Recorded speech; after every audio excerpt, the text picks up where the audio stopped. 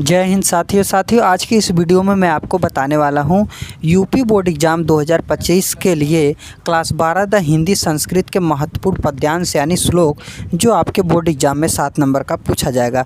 अगर आप इस श्लोक को पढ़ लेते हैं तो आपका 7 नंबर पक्का हो जाएगा। वही श्लोक को मैं बताऊंगा जो यूपी बोर्ड एग्ज़ाम हर साल पूछे जाते हैं और इस साल भी पूछे जाएंगे। देखिए, UP board exam 2025 class 12 the Hindi Sanskrit, class 12 the Hindi का क्या है, संस्कृत के महत्वपूर्ण पद्यांश या श्लोक कितना 7 नंबर पक्का हो जाएगा। अगर आप इसको पढ़ लेते हैं तो आपका 7 नंबर पक्का हो जाएगा। अगर आप इसी चैनल पर तैयारी करना चाहते हैं तो चैनल को सब्सक्राइब जरूर कीजिए।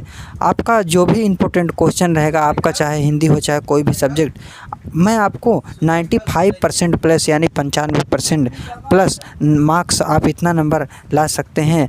मैं जो भी इम्पोर्टेंट क्वेश्चन रहेगा ऑल सब्जेक्ट, सभी सब्जेक्टों को मैं बताऊंगा। 7 नंबर आपका पक्का हो जाएगा अगर आप इस वीडियो को देख लेते हैं। तो चाहे आप साहित्यिक हिंदी के स्टूडेंट हो चाहे आप सामान्य हिंदी के स्टूडेंट हो, दोनों के लिए यह वीडियो रहेगा। बस आपको वही पढ़ के जाना है जो मैं आपको बताऊंगा।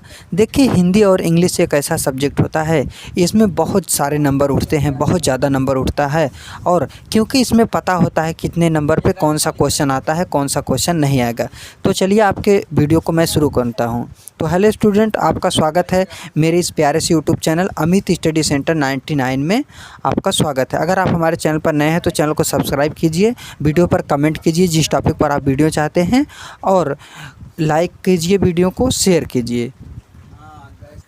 अब देखिए, आपका प्रश्न आपके स्क्रीन पर है और इस प्रश्न को किस तरह से हल करना है उसको मैं बताऊंगा कि आपको संदर्भ कैसे लिखना है और अनुवाद कैसे लिखना है। प्रश्न पूछा है 12 के ख के अंतर्गत पूछा है, निम्नलिखित संस्कृत श्लोकों में से किसी एक का संदर्भ सहित हिंदी में अनुवाद कीजिए। मतलब जो 2 श्लोक दिया है या पद्यांश है, तो 2 श्लोक में से एक का क्या करना है, संदर्भ लिखना है। अनुवाद, संदर्भ के लिए 2 नंबर प्लस अनुवाद के लिए 5 नंबर, बराबर टोटल 7 नंबर दिए जाते हैं। तो चलिए पहले मैं इस क्वेश्चन को पढ़ लेता हूँ, उसके बाद संदर्भ और अनुवाद लिखकर बताता हूँ। देखिए, आपका क्वेश्चन है, इसमें पूछा गया है, आपका श्लोक है, काव्य शास्त्र विनोदेन कालो गच्छति धीमताम व्यासनेन च मूर्खाणाम निद्रया कलहेन वा। यही आपका क्या है, श्लोक है। अब इसका आपको संदर्भ और अनुवाद लिखना है। तो चलिए मैं आपको बताता हूँ संदर्भ और अनुवाद आप किस तरह से लिखेंगे। मैं आपको ख का दूसरा कर रहा हूँ। अब देखिए, आपको पहले लिखना है, संदर्भ में पहले लिखना है संकेत। संकेत मतलब आप कौन सा कर रहे हैं, पहला है दूसरा, यह कैसे पता चलता है। तो आप लिख देंगे काव्य वा। अब मैंने काव्य लिख देंगे, उसके बाद लिखेंगे डॉट डॉट वा, उसके बाद संदर्भ नीचे से शुरू करना। अब मैंने ऐसा क्यों लिखा मैं आपको दिखाता हूँ। देखिए, मैंने संकेत में दिखाया हूँ क्या, काव्य और लास्ट में वाह। अब यही दोनों को देखकर टीचर समझ जाएंगे कि बच्चे ने ए नहीं किया है, मतलब ए करते तो यहाँ संकेत देते यहाँ, और मैंने ए वाला किया हूँ इसलिए यहाँ संकेत दिया काव्य और यहाँ पर लास्ट में वाह। यही 2 संकेत मैं दिया। अगर आप चाहते तो आप काव्य और ये दोनों शब्द आप लिख सकते थे, और आप चाहते थे तो यहाँ पर कलहेन वाह दोनों शब्द यहाँ पर भी लिख सकते थे संकेत में। तो देखिए, संकेत के रूप में वही लिखा गया है। अब आपको यहाँ से संदर्भ शुरू करना है लिखना। तो देखिए, आपका ए रहा संदर्भ। संदर्भ आपको कैसे लिखना है, संदर्भ इसी तरह से आप संदर्भ लिखेंगे तो आपको 2 नंबर पूरा दे दिया जाएगा। संदर्भ हेडिंग डालने के बाद लिखना है, प्रस्तुत पद्यांश हमारी पाठ्य पुस्तक के संस्कृत भाग, इसको इन्वर्टेड कामा में डालना है और संस्कृत ब्लैक्स लिखना है में संकलित। इसको भी जो चैप्टर का नाम है इसको भी क्या करना है, इन्वर्टेड कामा में डालना है और इसको लिखना है सुभाषित रत्नानी नामक पाठ से लिया गया है। संदर्भ कैसे लिखना है, प्रस्तुत पद्यांश हमारी पाठ्य पुस्तक के संस्कृत है तो संस्कृत भाग में संकलित सुभाषित रत्नानी नामक पाठ से लिया गया है।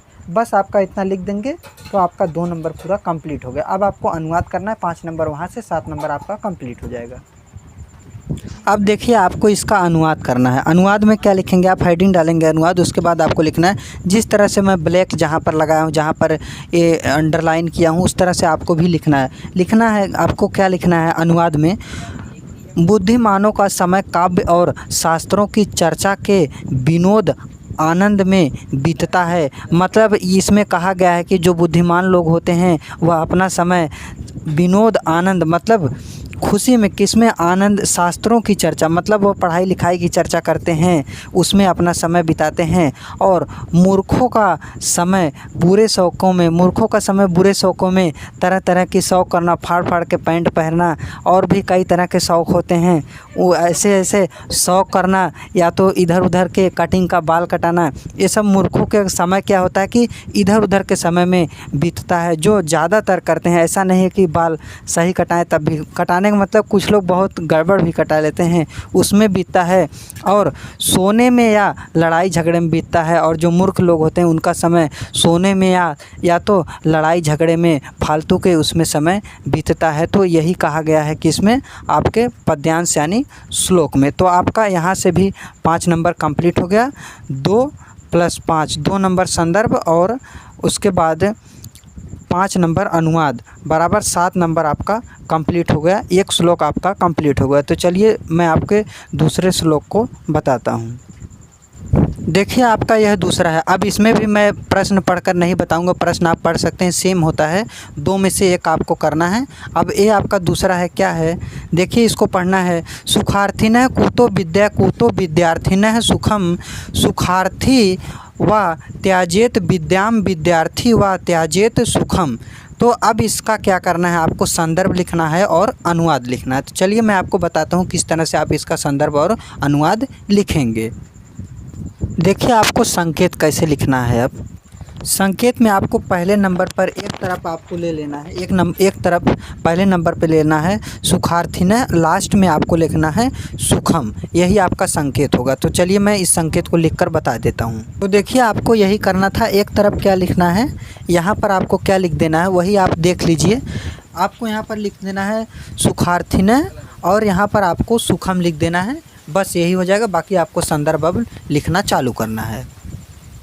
देखिए आपको संदर्भ लिखना है, इससे लिखना है इसी तरह से हेडिंग डालने के बाद, प्रस्तुत पद्यांश हमारी पाठ्य पुस्तक के संस्कृत भाग में संकलित सुभाषित रत्नावली नामक पाठ से लिया गया। पद्यांश लिख दीजिए आप, या तो श्लोक लिख दीजिए, यहाँ पर श्लोक या पद्यांश दोनों आप लिख सकते हैं। तो प्रस्तुत पद्यांश हमारी पाठ्य पुस्तक, या लिखना आपको प्रस्तुत श्लोक हमारी पाठ्य पुस्तक के संस्कृत भाग में संकलित सुभाषित रत्नावली नामक पाठ से लिया गया। देखिए सुभाषित रत्नावली जो पाठ है यह बहुत इंपॉर्टेंट है, वेरी वेरी इंपॉर्टेंट है, इसी से बार बार क्वेश्चन पूछे जाते हैं। अब आपको अनुवाद करना है। तो यहाँ से देखिए आपका 2 नंबर संदर्भ का कंप्लीट हो गया। अनुवाद का आप अगर कर देते हैं तो 5 नंबर आपका कंप्लीट। तो 2 + 5 बराबर आपका टोटल 7 नंबर कंप्लीट हो जाएगा। आपको अनुवाद में लिखना है, अनुवाद करना है आपको। सुख चाहने वाले को विद्या कहाँ तथा विद्या चाहने वाले को सुख कहाँ।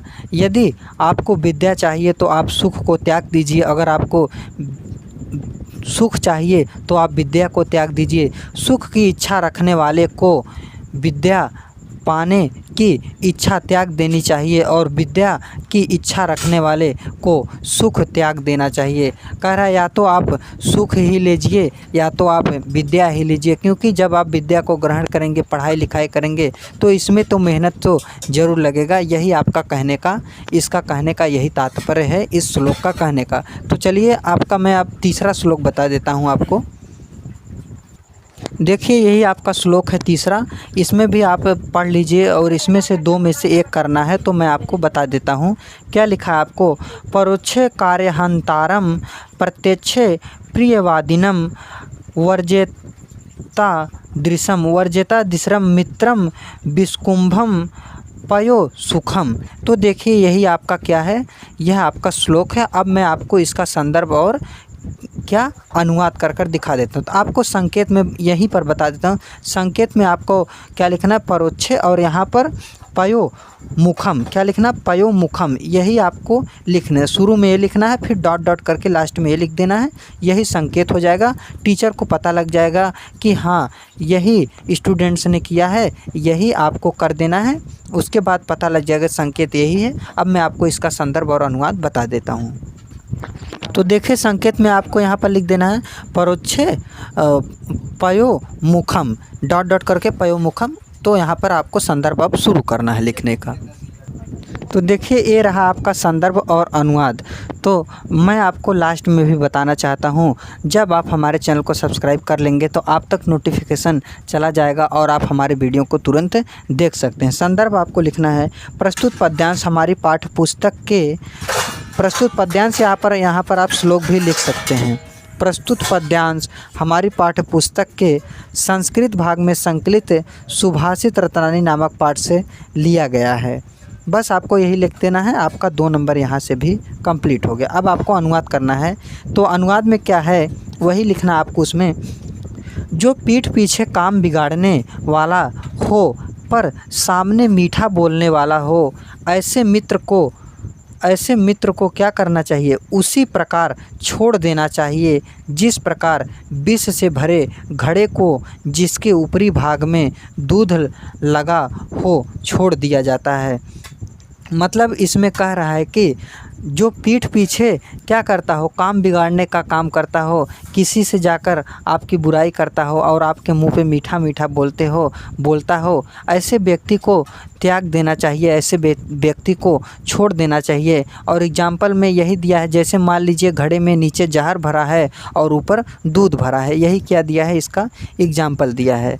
तो देखिए जो बाहर के बैकग्राउंड आ रहे हैं वहाँ से आवाज़, उसको आप इग्नोर करिएगा, क्योंकि कभी कभी आटा के साथ क्या ऐसा हमेशा ही होता है, आटा के साथ घुन भी पिसा जाते हैं।